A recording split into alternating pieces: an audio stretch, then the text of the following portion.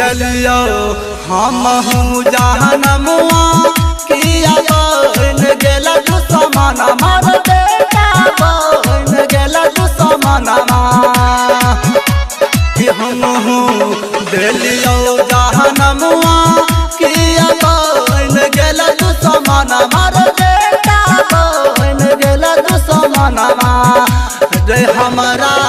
बुझ नहीं छौ समझ झटा उखाड़ के मारे छै रे बेटा तोर चलते कनिया हमरा बांध के मारे छै तोर चलते कनिया कनिया हमरा बांध के मारे छै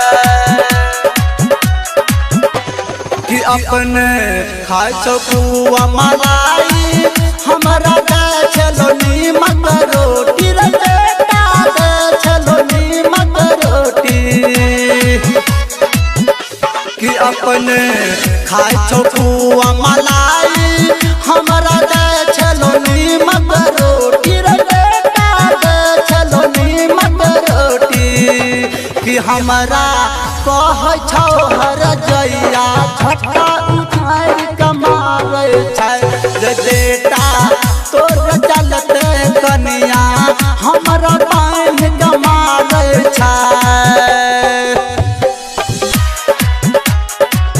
तोर चलते कनिया कनिया हमरा बांध के मारे छै किता हो राइटर पप्पू परदेसी मौगी के चलते नए बहाना जमैयो चलते नए बहाना किता हो राइटर पप्पू परदेसी मौगी के चलते नए बहाना जमैयो चलते नए बहाना कि गायक अइल भमाया फैन के